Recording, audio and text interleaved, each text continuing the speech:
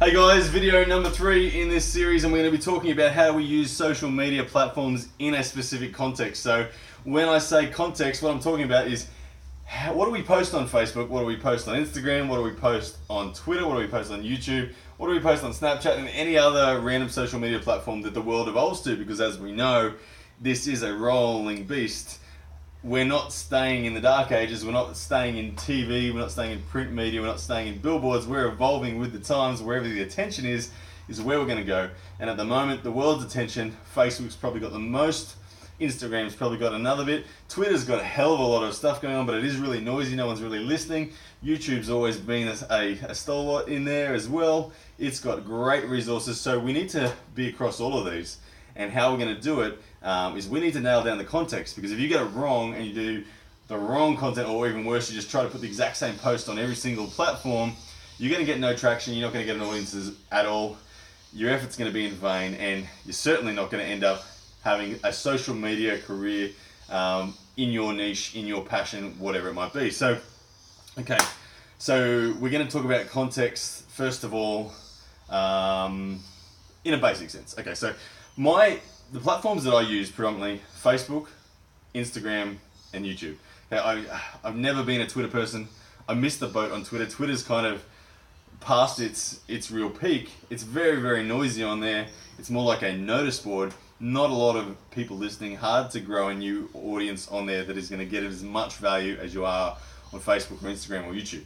To me, Facebook, Instagram, and YouTube are where it's at right now. But like I said, you've got to be ready to evolve. Snapchat was growing for a while, but with the advent of Instagram and stories and doing everything they're doing, Snapchat itself has started to fade and Instagram started to grow. So I'm going to focus today on Facebook, Instagram, and YouTube. Okay, so in a really overall sort of summary sense, I'm going to say YouTube is like a library. Okay, it is where long videos are acceptable. People will go and watch a 20-minute video on YouTube.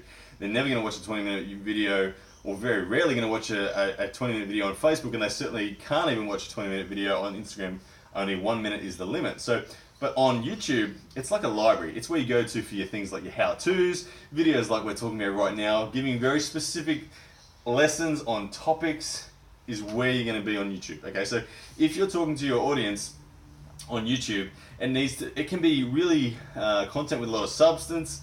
It's really specific, detailed content on how to do something very, very, very focused.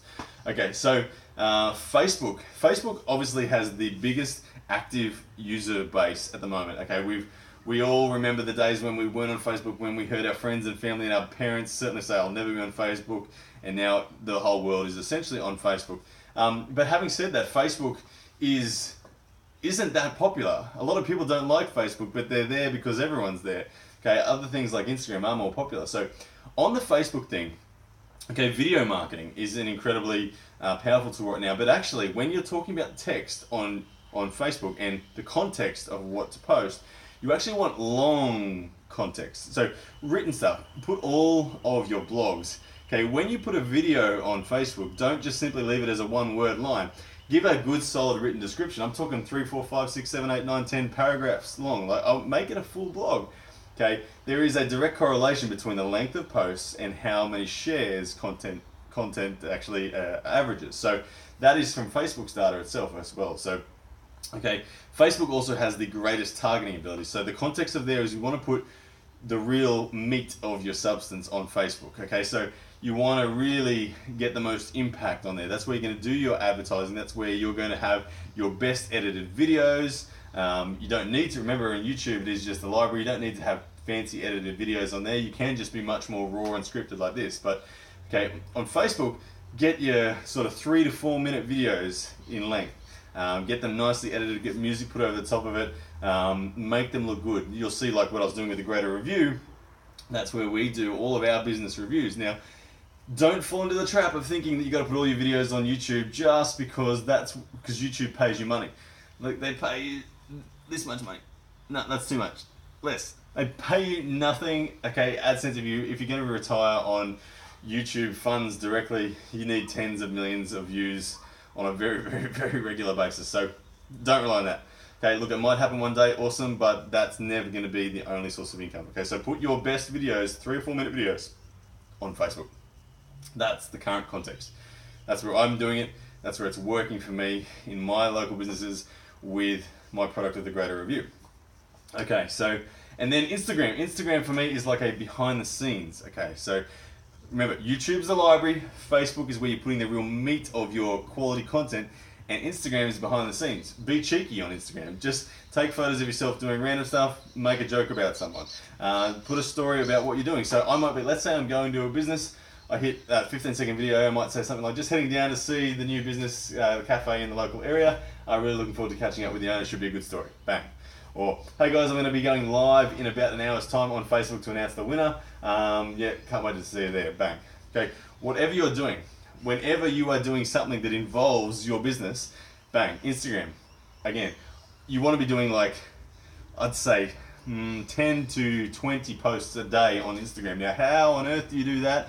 It's not about original content. It's about just documenting what you're doing, okay? So literally, like I said, just if you find yourself even remotely thinking about that, bang, put up an Instagram story. Like if I had another phone in my hand right now, I'd say, hey, here I am just filming one of my episodes for the YouTube series on the case study on how to turn arm wrestling into an income. Hope you enjoy it. Bang.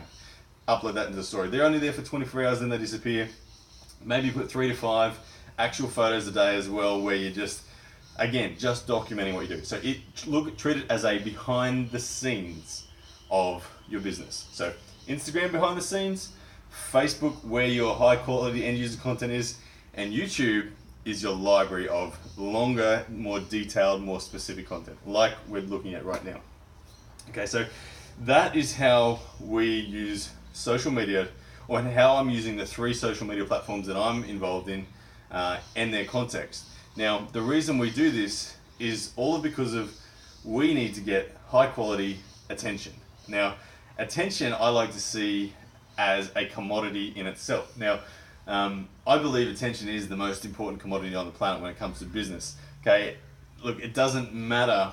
Look, every business out there is competing for attention. You can't sell something unless people know about it, and that's the opportunity that we have right now that we're trying to grasp and apply to our arm wrestling in this case, or whatever it is that you might be applying it to, whatever niche yours is, or whatever broad market is you're focusing on. Okay, because we have such an ability to jump on these social media platforms, use them in the correct context, if we do it consistently at a high quality, we will grab a significant chunk of attention.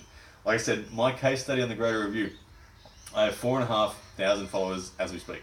Doesn't sound like a lot, does it? But that's making me a full-time income. So 4,500 now, and how is 4,500 viewers making me a full-time income? Okay, it's because there's 2 ways to look at attention in an audience. Okay, you've got your width. That's how many followers you've got. So I've got 4,500 followers of width. But then you got to talk about depth. Okay, I have really high quality depth. Okay, these 4,500 followers really know who I am. They get me. They see me daily. I'm on their news feeds every single day. Okay, if they're entering my competitions, I'm getting them over to Instagram as well. I'm telling them to go and get a bonus entry on Instagram. I'm telling them go and get a bonus entry on YouTube. I'm doing all sorts of different things. They know me, they see me regularly, they see me in business content, they see me in the live videos, they see me in community updates, they see me all the time. They get to know my personality. Look, they'll either love you, hate you, or somewhere in between. If they hate you, guess what? Doesn't matter, they're not going to listen to you, they're not going to like it. Okay, if they like you, they're going to enjoy your content, okay, every day. They're not going to watch it every day. Look, my mum's probably the only person out there who watches it every day. Hi mum, I no doubt you're watching this video. Love you. But look, even my wife, my friends, everyone, they're like, hey Ryan, man, you do so many videos, it's crazy, I'm not watching all of them, just so you know. Look, initially people are going to expect that you're going to give up on this thing, and so they're going to think it's a bit funny, they're going to tease you, whatever. Okay, friends and family will initially watch a heap, but then they'll stop watching. Okay, but it doesn't matter. Look, people only watch maybe 10% of your videos. Okay, then once they get to know you so well, they're just sharing and liking because they know the competition, they trust it anyway.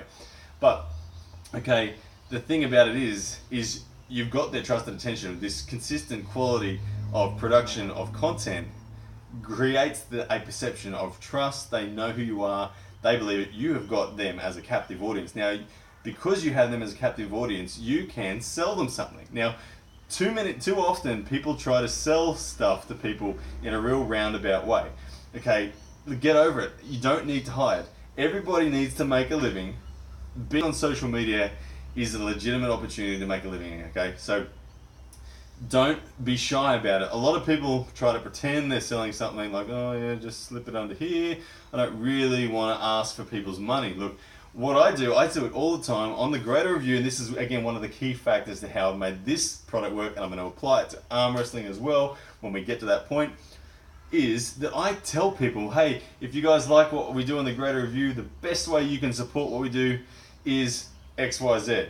And what that XYZ might be for you is something different. For you, it might be support me by buying the supplements from this store, or it might be, look, in the Greater Reviews case, it was real estate. Literally, I said, the best way you can support me is if you know anybody who's thinking of selling real estate, then send them my way and I'll put them in touch. And I would get a commission based on the lead from this person who's selling a home. I would give that to a real estate agent and get a cut of the commission as a result of it. So that's how I'm literally being paid. On one sense, I've also got money coming in from businesses that I'm doing a review on the other sense. So you can see that attention is a commodity. Businesses can't get as much attention. Look, if a business just advertises, they get very little traction.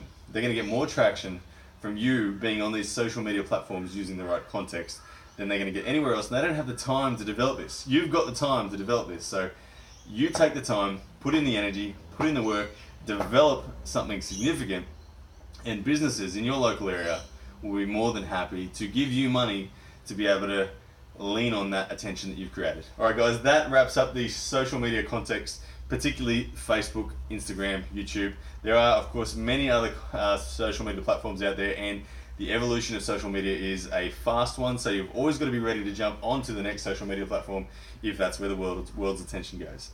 All right, guys, see you in the next episode.